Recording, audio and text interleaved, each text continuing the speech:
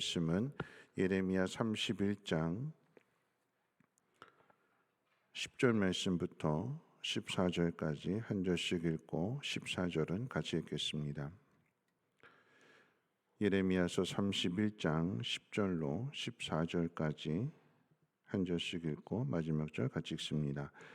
이방들이여 너희는 여호와의 말씀을 듣고 먼 섬에 전파하여 이르기를 이스라엘을 흩으신 자가 그를 모으시고 목자가 그 양떼에게 행함같이 그를 지키시리로다. 여호와께서 야곱을 구원하시되 그들보다 강한 자의 손에서 속량하셨으니 그들이 와서 시온의 높은 곳에서 찬송하며 여호와의 복 곧 곡식과 새 포도주와 기름과 어린 양의 떼와 소의 떼를 얻고 크게 기뻐하리라. 그 심령은 물된 동산 같겠고 다시는 근심이 없으리로다 할지어다. 그때 처녀는 춤추며 즐거워하겠고 청년과 노인은 함께 즐거워하리니 내가 그들의 슬픔을 돌려서 즐겁게 하며 그들을 위로하여 그들의 근심으로부터 기쁨을 얻게 할 같이 것임이라. 있습니다. 내가 기름으로 제사장들의 마음을 흡족하게 하며 내 복으로 내 백성을 만족하게 하리라. 여호와의 말씀이니라. 아멘.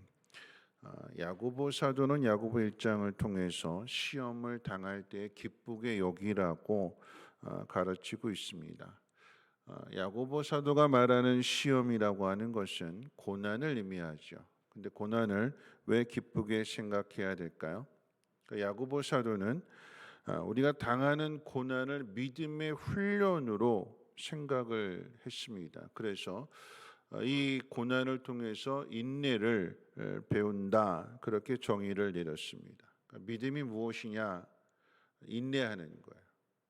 하나님 전에 나왔을 때에 하나님 앞에서 인내하는 거죠. 여러분, 아파서 병원에 갔는데 의사가 분출절하다고 또는 사람들이 많이 있다고 해서 그냥 돌아 나오는 사람 있을까요? 병원에 갔으면 사람들이 많을지라도 의사가 불친절할지라도 끝까지 거기서 기다렸다가 진료를 보고 약을 처방받고 그 약을 먹어야 병을 고치는 것과 같습니다. 왜 우리에게 하나님께서 고난을 주시는가? 또 다른 각도에서 시편 119편 말씀 가운데 보면 고난을 통해서 주의 율례를 깨닫는다고 그랬습니다. 그러니까 어려움을 당하는 일들을 통해서 우리가 하나님의 말씀의 의미를 깊이 깨닫게 된다라고 하는 거죠. 자, 말씀을 깨닫는 것 역시도 믿음으로 연결이 되는 거예요. 들음에서 믿음이 생기기 때문에. 그러니까 하나님 말씀을 고난을 통해서 우리가 눈으로 성경을 읽는 것이 아니라 우리 현실 속에서 당하는 그런 일들, 체험을 통해서 하나님의 말씀을 배우게 됩니다. 고난이라고 하는 것은 우리의 힘으로 해결할 수 없어서 고난이라고 부르는 거잖아요. 우리는 그래서 우리의 힘의 한계를 느끼게 될 때 힘들어하고 속상해 합니다. 그런데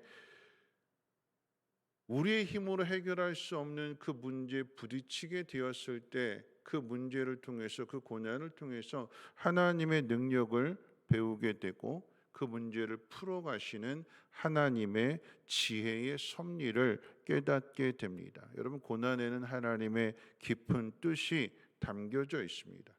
그런 관점에서 오늘 말씀을 생각해 본다면 남유다가 망한 뒤에 왜 바벨론의 하나님께서 이스라엘 백성들, 유다 백성들을 포로로 끌려가게 하실까요?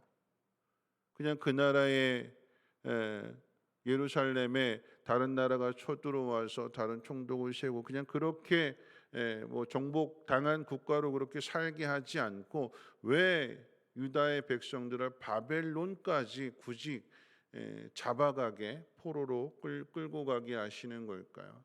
그냥 남겨두시지 아니하시고요. 오늘 유다 백성들이 당한 그 고난의 의미를 두 가지를 생각해 본다면 첫 번째, 오늘 말씀 가운데도 있는데 우리 10절 11절 다시 한번 읽어볼까요? 10절 11절입니다. 시작. 이방들이여 너희는 여호와의 말씀을 듣고 먼 섬에 전파하여 이르기를 이스라엘을 흩으신 자가 그를 모으시고 목자가 그 양떼에게 행함같이 그를 지키시리로다. 야곱을 구원하시되 그들보다 강한 자의 손에서 속량하셨다. 네, 거기까지만 읽겠습니다. 야곱보다 강한 자의 손에서 하나님이 자신의 양을 건져내시고 또한 어느 곳에 흩어져 있을지라도 하나님께서 자신의 양들을 모으시고 그 양들을 지키신다라고 하는 이 사실을 이방 사람들 보고 전해래요. 믿는 사람들 보고 너희가 전해라라고 하는 것이 아니라 하나님이 행하신 그 일을 이방인들이여 너희가 전해라, 멀리 있는 섬까지 전해라라고 말씀하시는 거예요. 왜 이방 사람들에게 전하라고 하시는 걸까요? 그 외치는 사람이 하나님의 은혜를 눈으로 본 사람이고 하나님이 행하신 일을 믿는 사람이기 때문에 전하는, 다시 말하면 이방 사람들도 구원을 얻게 하시기 위해서 하나님께서 바벨론 포로로 끌려가게 잡혀가게 하셨다라고 하는 의미가 되는 거예요. 왜 우리를 굳이 하나님께서 그렇게 멀리까지 잡아가실까, 끌고 가게 하실까? 유대인들만 생각할 문제가 아니라 하나님은 그곳에 잡혀간 사람들을 통해서 하나님께서 역사의 주관자가 되시고 온 세상을 통치하신다라고 하는 그 사실을 전하게 하십니다. 반복해서 말씀을 드리지만 다니엘이든 에스더이든 에스라이든 이런 믿음의 사람들을 통해서 하나님께서 사자굴 속에서도 지켜주시고 풀문불 가운데에서도 지켜주시고 고레스 왕을 통해서 너희들 돌아가라, 하나님이 돌아가라고 하셨다. 하나님이 온 세상을 통치하신다라고 하는 이 놀라운 사실을, 이 하나님의 섭리를 깨닫게 해주시고 가르쳐 주시는데 유대인들만이 아니라 이방 사람들에게까지 이 소식을 전하고 그들을 구원하시기 위한 초석이 되는 거예요. 이방인 선교회, 훗날 바울을 통해서 이방인들을 전도하게 되는 구원이 유대인들에게만 있는 것이 아니라 이방 사람들, 유대인들을 괴롭힌 사람들, 원수 같은 사람들, 이 사람들은 하나님께서 외면하시고 버리시는 것이 아니라 하나님은 이들도 사랑하셔서 모든 사람이 구원받기를 원하신다는 사실을 고난을 당하는 유대인들을 통해서 하나님께서 나타내 주신다라고 하는 이야기야. 하나님의 더 깊은 생각인 거지요. 유대인들만 생각하고 나만이 아니라 하나님은 나만이 아닌 세상 모든 사람들을 사랑하시고 그들에게 구원의 은혜를 주시기를 원하시는 하나님이심을 우리는 분명하게 기억해야 될 것이고, 내가 당하는 고난 속에서 하나님의 뜻이 어디에 있는가, 하나님의 놀라운 지혜의 섭리가 어디에 있는가를 살펴야 되는 것이고, 그 가운데서 우리의 믿음을 지켜야 되는 거죠.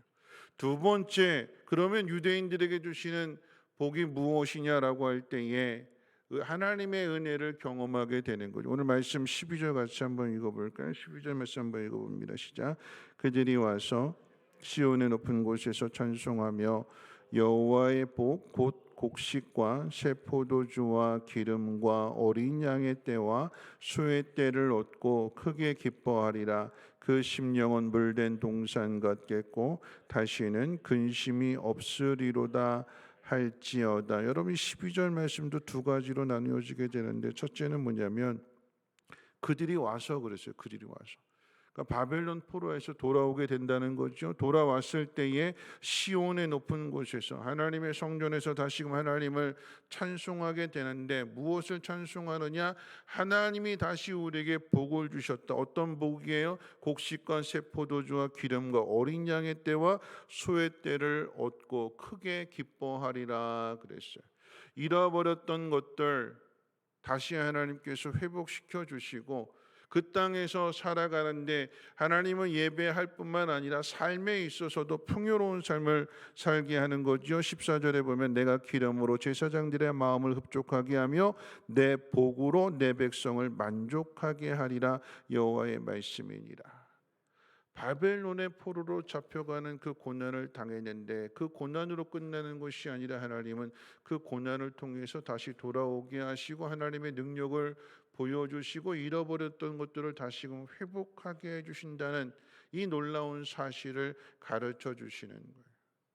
잃어버렸던 것들 다시금 찾게 해주십니다. 그런데 더 중요한 것이 무엇이냐? 오늘 12절 후반부에 뭐라고 이야기했는가 하면 그 심령은 물된 동산 같겠고 다시는 근심이 없으리로다. 여러분, 물된 동산 같는데 뭐가 물된 동산이냐? 심령이, 우리의 영혼이, 우리의 마음이, 우리의 믿음이. 물된 동산이라고 하는 것은 물이 끊어지지 않는 거잖아요. 여러분, 농사를 지으려면 물을 대야 되는데 왜 문명이 강 중심으로 발달이 되는 건 물이 있기 때문에 그런 거잖아요. 그래서 물이 있는 곳에 사는 사람들이 힘 있는 사람들이고 풍요로운 삶을 살게 되는 것인데, 그런데 사람의 힘으로 물을 댈 수 없을 때에 하나님이 물을 대주시는 거예요. 그러니까 심령에 물된 동산 같다라고 하는 것은 오늘 표현으로 이야기한다면 하나님의 영을 우리 가운데 부어주시는 거예요. 충만하게 채워주시는 거예요. 그래서 어떻게 해요? 근심하지 않는다라고.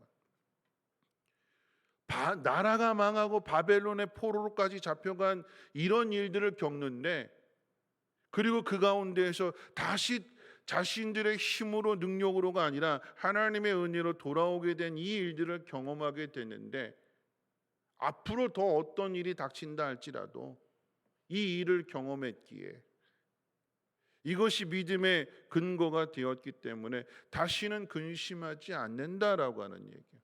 하나님의 능력을, 하나님의 은혜를 경험했기 때문에 앞으로 어떤 시련, 어떤 고난이 닥쳐온다 할지라도 하나님을 믿는 믿음이 있기 때문에 물된 동산 같은 거예요. 물이 끊어지는 것이 아니라 이 문제 어떻게 해결할까 스스로 고민하고 스스로 근심하고 힘들어하고 아파하고 괴로워하는 것이 아니라, 우리가 여기까지 어떻게 오게 됐을까요? 내 능력으로 왔을까요? 하나님의 은혜로 왔어요. 하나님의 은혜로. 그럼 우리가 앞으로 살아가는 문제는 어떻게 살아가는 걸까요? 내 능력으로 살아가는 걸까요? 내 힘으로, 내 지혜로, 내 방법으로? 어떻게 살아가는 거지 앞으로? 하나님의 은혜로 살아가는 거예요. 하나님의 은혜로. 나를 사랑하시는 그 영원한 사랑, 나에게 은혜를 베풀어 주시는 그 한량없는 은혜 때문에 오늘도 살고 내일도 살아간다면 왜 우리가 내일의 문제를 가지고 근심해야 되는 걸까요? 하나님 물된 동산 같게 하신다라고 하셨는데 무엇을 통해서 이 일들을 깨닫게 하시는 걸까요? 고난을 통해서지요.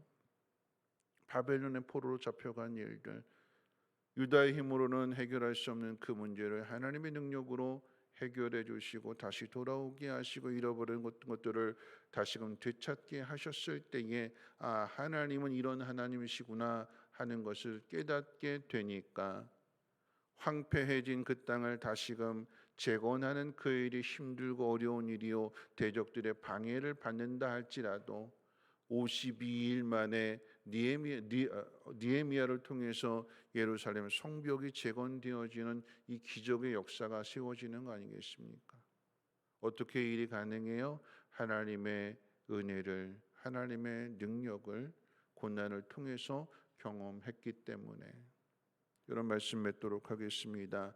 우리에게 주어지는 고난들, 시련들, 왜 하나님께서 나에게 이런 시련을 주셨는가?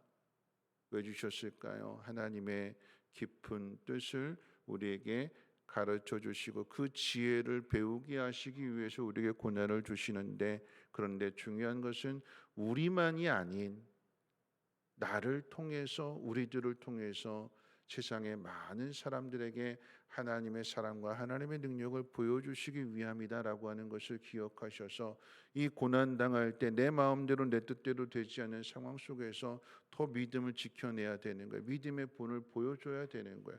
어제 말씀처럼 어떻게 해요? 감사하고 찬송하고 기도하는 그 믿음의 모습을 보이게 될 때 하나님, 저 사람들은 고난을 당해도 두려워하지 않는구나. 저 사람들은 고난을 당해도 감사하고 기도하는구나. 하나님 기도했더니 저들을 건져내시는구나. 이방 사람들이 그 모습을 보고 하나님을 믿고 그 하나님을 전할 수 있도록 그 사명을 우리가 감당해야 되는 거지요. 이 사명을 감당하는 사람이 그 심령에 물된 동산 같아서 다시는 근심하지 않는다. 이게 가장 중요한 복이에요.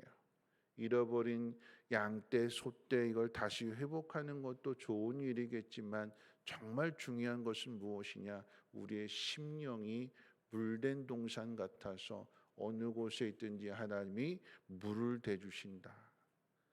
내 능력의 끝자리에 서게 되었을 때 하나님께서 하늘문을 열어주시고 물을 대어주신다. 그래서 나는 걱정하지 않는다. 하나님이 행하신다라고 하는 이 믿음 가지고 오늘 이 하루도 힘있게 살아가시고 믿는 사람으로서의 아름다운 신앙의 본을 잘 보일 수 있는 저와 여러분들, 하나님께서 저와 여러분들을 지켜주시는 것처럼 우리 또한 우리에게 주신 그 믿음을 잘 지켜나갈 수 있는 복 있는 사람들 되시기를 주님의 이름으로 축원을 드립니다. 우리 찬송가 373장 찬송하신 후에 함께 기도하겠습니다. 찬송가 373장입니다. 통일 찬송가로는 503장입니다. 고요한 바다로 저 천국 향할 때 주에게 슬픔 주시니 참 감사합니다.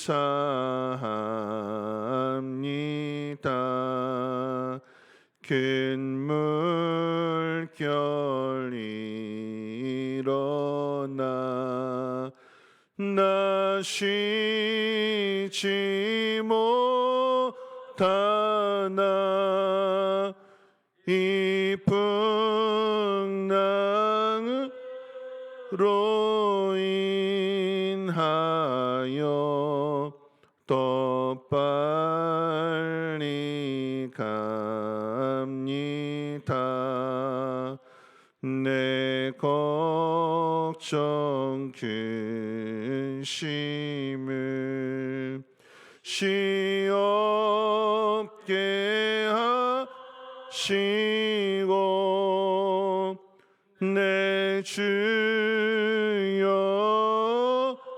든 영혼을 곧 밝게 하소서. 이 세상 고락간